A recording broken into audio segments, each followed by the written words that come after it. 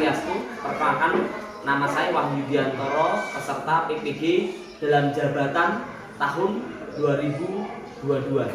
Nomor peserta saya 583656567130 dengan nomor induk mahasiswa PPG 22111810305.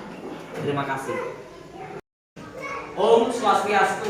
Om Swastiastu. Selamat pagi anak-anak. Baik. Gimana kabarnya? Baik. Ya syukurlah. Gimana liburan panjang kemarin?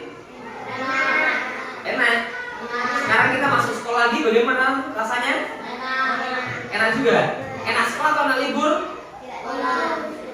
Enak sekolah, enak libur. Oke, baik, makasih ya. Sebelumnya Pak Guru absen dulu ya.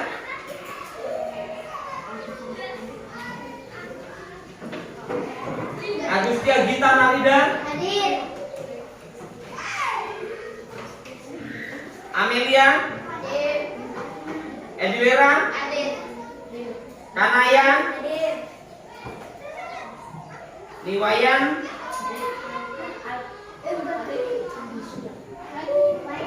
Putri Ayu Valen, Randy, Yuriko, Reva, Sam Gobay. Oke, baik, terima kasih. Baik, untuk pertemuan kita pagi ini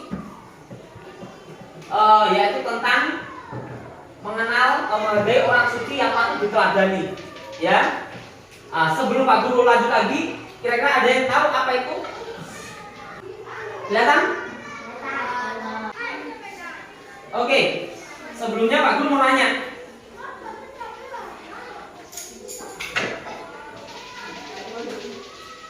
Menghargai orang suci yang patut diteladani.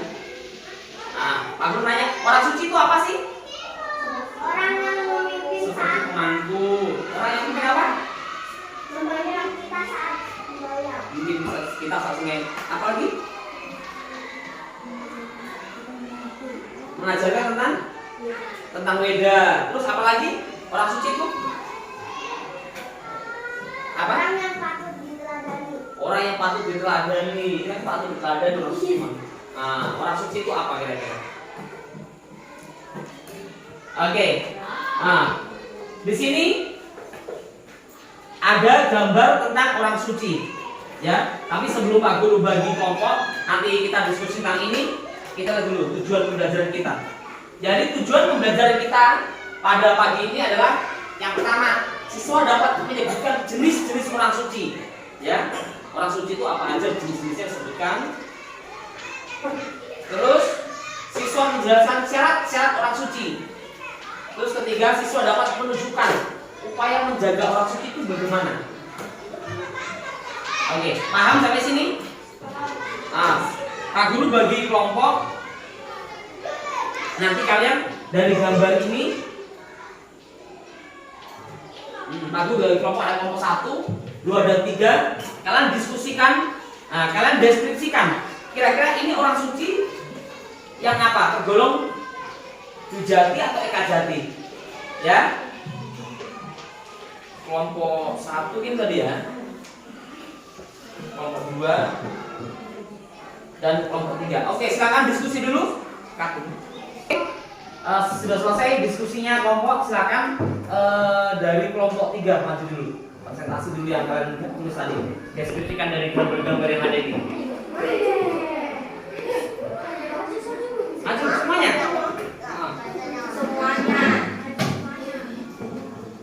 Semuanya maju 4 orang. Agak maju sini. Silo, agak sini.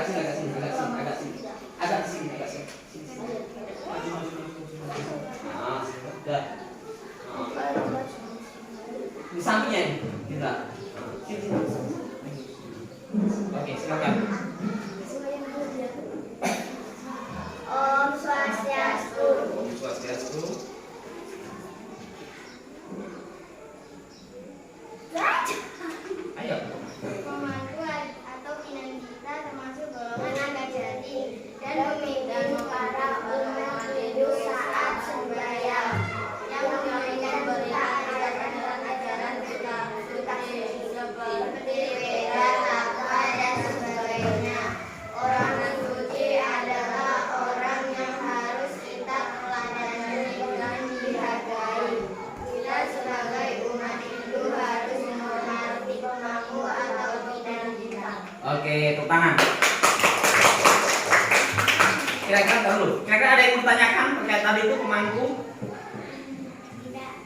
Nggak ada? Oke, silakan dulu. Kelompok 2, silakan maju.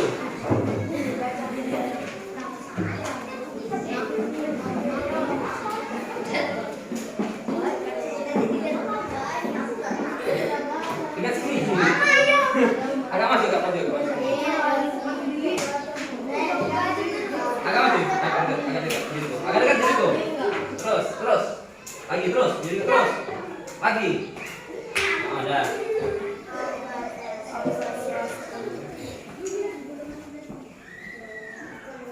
Golongan wijati, orang suci yang termasuk miliknya.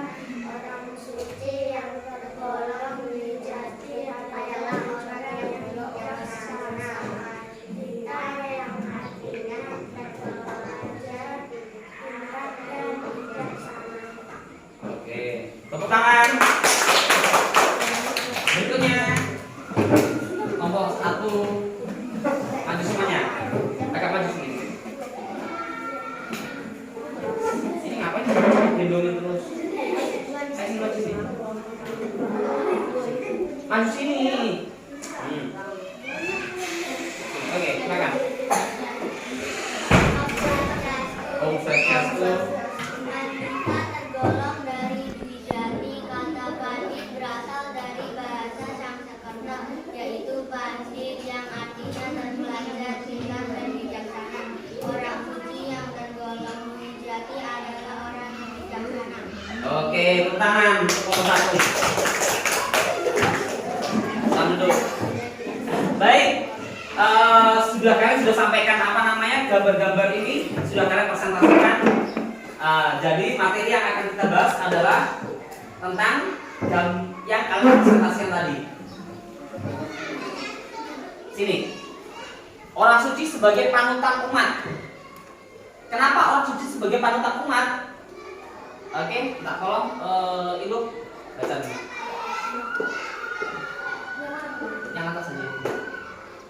Dalam satu guru yaitu 4 guru yang harus dihormati. Salah satunya adalah guru pengajian, yaitu guru atau sri atau rasa jasanya menjadikan kita memiliki pengetahuan yang benar. Hal ini karena berkat para resi menerima wahyu suci Veda yang diajarkan kepada umat manusia dalam upaya mendapatkan kesempurnaan hidup.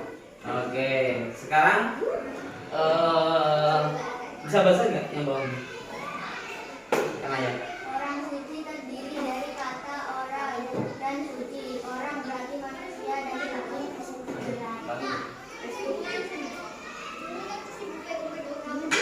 dan suci berarti kemudian dan kemudian ahli batin. Jadi orang suci ialah manusia yang memiliki kekuatan pada batin dan dapat memancarkan keberkahan baik serta berdoa dan ketaatan Islam, ritual, ulat asli dan memiliki kemampuan batin dalam memahami ajaran agama. Oke, baik. Jadi di sini orang suci sebagai panutan umat. Nah, kita harus tahu orang suci itu apa? Yang sudah disampaikan tadi, orang suci terdiri dari kata orang dan suci. Nah, kalau orang adalah manusia, sedangkan suci berarti kemurnian atau kebersihan lahir batin. Gitu. Nah, jadi orang suci ialah manusia yang memiliki kekuatan batin. Manusia yang memiliki kekuatan batin dan dapat memancarkan kewibawaan rohani. Jadi seseorang itu dianggap suci berarti dia sikap, perbuatan, dan pikiran itu mencerminkan dia orang yang baik sehingga menjadi panutan.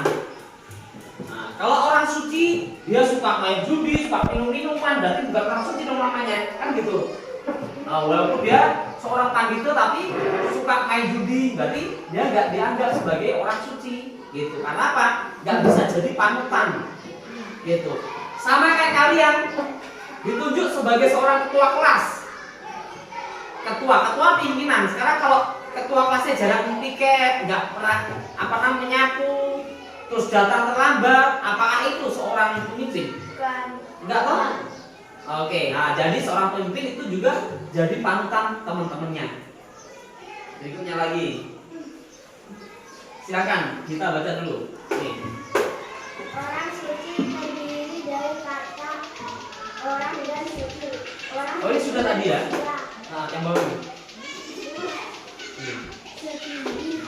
Suci berasal dari kata su dan bimbing. Su artinya utama atau mulia dan bimbing artinya kedudukan atau tempat utama. Jadi suci adalah orang menunjukkan kedudukan utama dan mulia karena kesucian diri dan perilaku keluarga, serta mampu membimbing umat mendekatkan diri ke hadapan Sang Yang Widi. Oke, sudah. Sekarang Yuriko.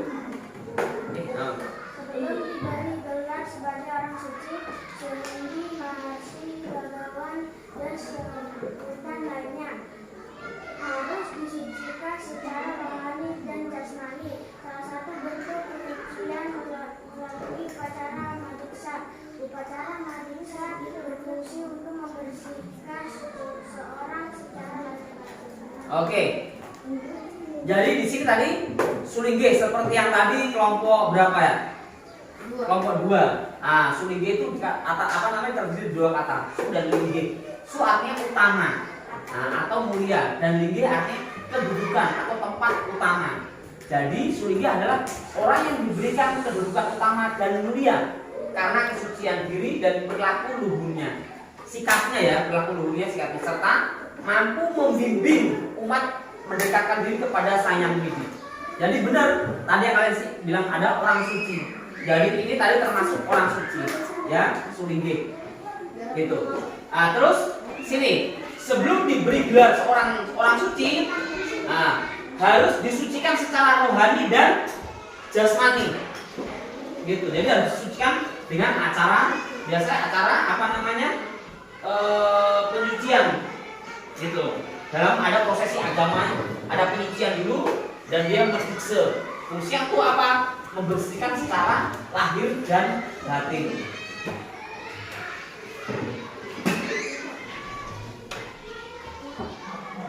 Baik, Wayan, baca dulu di atas. Bagaimana kedua dari kerangka agama itu adalah sila atau etika. Memiliki arti aturan atau norma berbuat baik, etika dan Sopan. santun adalah menjadi bagian dari hidup kita. Oleh karena itu sebagai umat Hindu yang taat, hendaknya kita harus menegakkan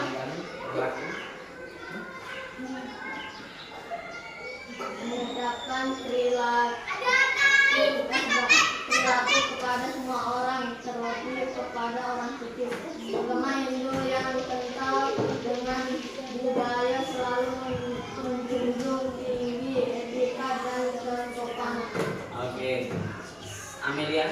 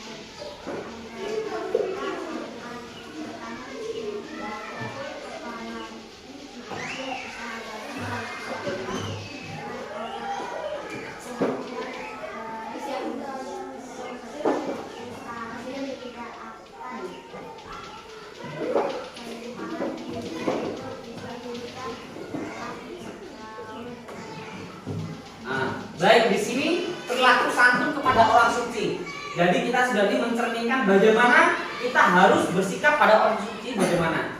Nah, yang tadi disampaikan dalam 3 kerangka agama itu adalah susila, etika, dan ada namanya satu tentang apa namanya? Filsafat upakara. Nah, di sini kita ditekankan terkait sikap itu adalah susila. Nah, aturan norma yang baik, etika sebagai umat hidup taat hendaknya kita mengedepankan perilaku santun kepada semua orang. Jadi kita sikap santun, sikap baik dengan teman sekelas atau teman teman satu meja, itu ataupun dengan adik kelas ataupun dengan kakak kelas. Jadi kita harus bersikap yang baik. Nah, dalam satu ayat 305 diajukan untuk bergaul dengan orang baik. Kenapa? Bergaul dengan orang baik. Karena kalau kita bergaul dengan orang baik, maka vibrasi ataupun kita akan tertular dengan sikap-sikap yang baik. Sebaliknya, kalau kita bergaul dengan teman yang suka mencuri, suka bolos, terus apa lagi? Nah, pasti mau gak mau nanti kita juga akan ikut, gitu. Maka kita kalau bisa bergaul dengan teman-teman yang baik.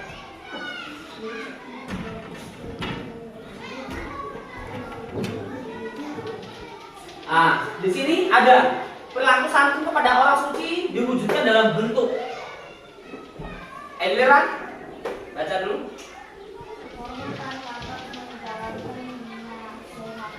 Oke. Del. Selalu berdoa setiap bulan saat 30. Inyo. Rajin membaca cerita dan mengamalkan dalam kehidupan sehari-hari. Ready? Selalu mengamalkan ajaran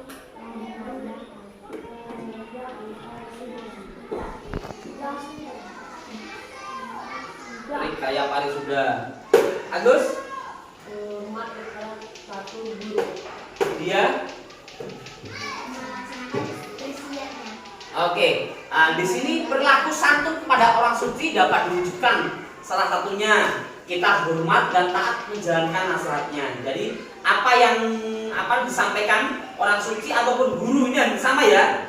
Itu seorang guru juga kita hormati. Jadi kita harus taat hormat dan taat akan nasihatnya. Kedua, selalu berdoa setiap mulai kegiatan. Seperti tadi, kita berdoa belum? Berdoa. Jadi situ kita harus berdoa sebelum kita belajar. Ketiga, rajin membaca kitab suci. Ilmu pengetahuan buku yang Pak Guru sampaikan ini termasuk juga sebagai tergolong kitab suci. Karena apa? Mengajarkan kebaikan. Dan yang keempat, selalu mengamalkan ajaran Trikaya Pancasila. Trikaya Pancasila itu apa? 3 hubungan yang harmonis. Hormat kepada satu guru dan melaksanakan wasiatnya. Oke. Silakan di sini jenis-jenis orang suci yang patut diteladani. Coba Putri baca dulu.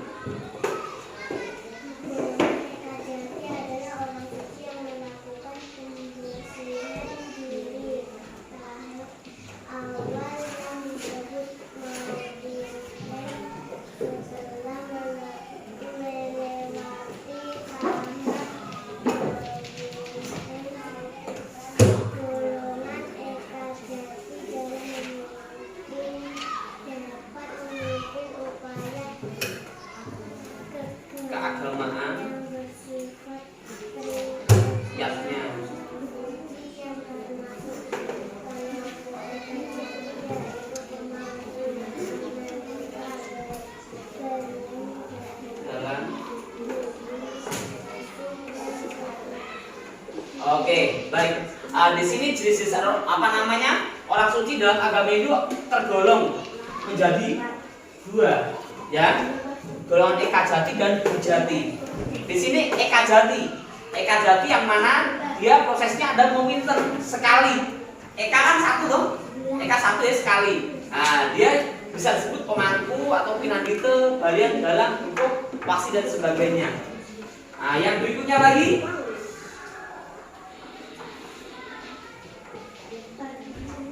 Oke. Tolong yang kedua golongan Dwijati. Ini tolong bacain. Golongan Dwijati adalah orang suci yang melakukan penyucian diri dan terdiri tahap lanjut atau mediksa. Orang yang telah melaksanakan proses mediksa disebut orang yang lahir 2 kali. Kelahiran yang pertama dari kandungan ibu, sedangkan kelahiran kedua dari kaki seorang guru rohani yang acarya atau nabi. Setelah melakukan proses mediksa, orang suci tersebut diberi gelar suci atau pendeta. Oke. Kanaya. Pandit berasal dari bahasa Sanskerta yaitu pandit yang artinya terpelajar, pintar, dan bijaksana. Orang suci yang tergolong Dwijati adalah orang yang bijaksana. Orang suci yang termasuk kelompok ini antara lain Pandita, Peganda, Bijamnya, Maharsi, Penggawa, Ibu, Biku, dan sebagainya. Oke. Tadi yang Pak Guru sampaikan dalam agama Hindu orang suci digolongkan menjadi 2, yaitu Eka Jati dan Dwijati. Dwijati ini dia sebelum dia di Dwijati dia harus mengikuti prosesi penyucian diri tahap lanjut atau medikse. Yang mana arti dari Dwijati itu dia adalah dilahirkan 2 kali. Yang pertama dari ibunya dan yang kedua dari melalui penyucian sehingga dia dilahirkan lagi. Gitu. Jadi seperti kita dulu lahir ceplok, kita pakai baju tuh enggak dulu? Ya. Jadi kita masih telanjang tuh dilahirkan tuh. Berarti kita masih suci. Nah, sama kelahiran 2 kali ini orang suci itu sudah besar tapi dilahirkan kembali melalui proses agama sehingga kita sudah disucikan sehingga dia dikatakan orang suci. Nah, ya orang suci itu setelah melakukan Dwijati dia bisa menyandang nama Pandita, Peganda, Pujangga, Maharsi, Bagawan, Buku, dan sebagainya. Gitu. Jadi punya ada penyebutan nama lagi. Baik, ini tugas kerjakan. Oke, silakan ditulis dulu. Untuk RKPD nanti dikerjakan sampai dikumpul ya. Nanti dulu. Dikumpul. Baik, sudah selesai. Nanti kesimpulannya bahwasanya apa? Jadi yang Pak Guru jelaskan tadi bahwasanya yang pertama sebagai siswa atau sebagai umat atau kita sebagai anak siswa sekolah itu kita wajib menghormati orang suci, bahkan guru atau catur guru. Kalau kita di rumah kita harus menghargai siapa? Orang tua. Kalau kita di masyarakat kita menghargai siapa? Orang tua. Yang lebih tua. Kalau di sekolah kita menghormati siapa? Guru. Kalau kita di pura atau tempat ibadah kita menghormati siapa? Oke, itu tergolong dari catur guru. Jadi kita tuh wajib menghargai dan menghormati. Dengan cara apa? Kita mengikuti apa yang menjadi saran. Terus kita harus menjaga sopan santun, perilaku dan sikap kita untuk menyampaikan seseorang mengutarakan sesuatu. Dan terakhir, kalian sebagai siswa kelas 4 ya, kalian harus rajin belajar. Itu kuncinya. Jadi ingat ya, siapa yang anak itu baik, cerdas, pasti dia akan sukses. Gitu. Baik, terima kasih. Pak Guru tutup dengan Parama Santi. Om Santi Santi Santi Om.